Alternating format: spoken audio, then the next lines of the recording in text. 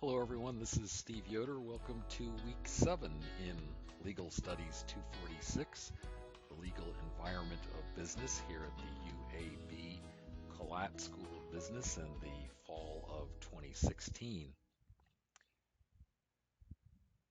By now, everyone has taken the first exam. I will post the results of the first exam in announcements.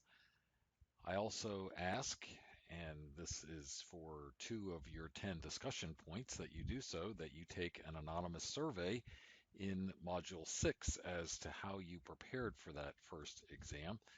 Please take that anonymous survey by Friday, October 14, 2016. This week we will be looking at 2 separate areas of law, both of which affect business. First, criminal law, and then second, intellectual property and internet law. You can see here that we have 3 chapters of the textbook to read this week.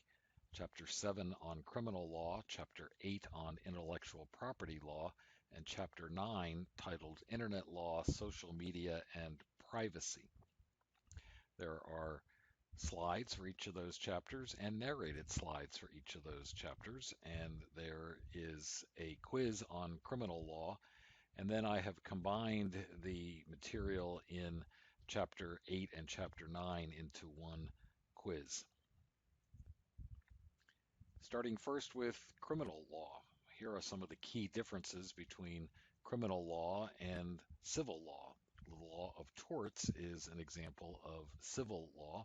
The primary difference between civil law and criminal law is that you go to jail for violating the criminal law, but not for violating a civil law.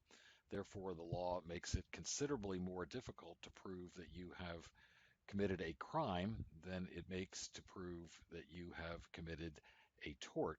And you can see here a chart that shows the stages of proof ranging from believed not to be guilty, this would be a chart used with a jury, all the way up to guilty beyond a reasonable doubt. This chart was used by Casey Anthony's lawyer, the young mother accused of murdering her toddler daughter several years ago, and she was found not guilty, I think in part because that poster was so powerful. There are things that you might not at first blush think are crimes. For example, it is a crime to take a trade secret from your old employer and try to give it to a new employer.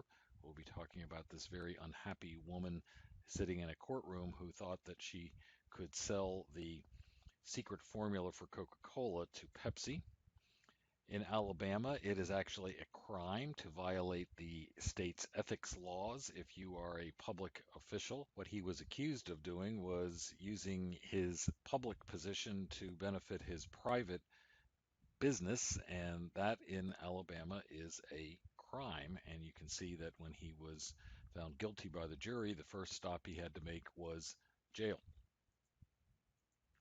Just as there are defenses to civil law torts, there are defenses to criminal liability as well. One would be if you're too young. Another would be if you have been made involuntarily intoxicated. Voluntarily drinking too much and then committing a crime is not a defense, but if someone else intoxicates you in some way, perhaps with a date rape drug, that might be a good defense. And we will be talking about the insanity defense as well. Then we will move on to trademarks and related property. Here are some examples of trademarks that have been infringed upon, which is against the law. Look at this. We'll be looking at whether or not the color red on the bottom of shoes can be trademarked. Another feature of intellectual property law is a patent. There are various types of patents. Certainly things in an automobile might be patented, for example, but what about yoga pants? Can the design of a yoga pants be patented? And then finally, we will be looking at copyright. What does that mean? What can be copyrighted? Ideas cannot be protected, but the expression of ideas can be. Films, books, even menus, and certainly music. Speaking of music, all of you should go on to the VoiceThread page in the learning module for this week and comment on what you think about the prosecution of Jamie Thomas for downloading music without paying for it, and then the punishment that she received.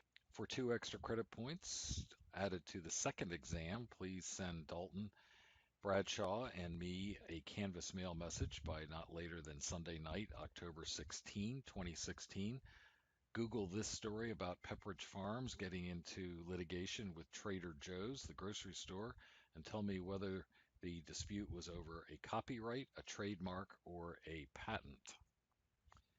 Finally, take a look at the calendar. We have kind of a breather for this week because we just had an exam. The next item that is due is that survey on how you took the first exam, due on Friday, October 14. And then after that, we go all the way to Sunday, October 23, 2016, for the due date of the VoiceThread discussion board I mentioned and 2 quizzes.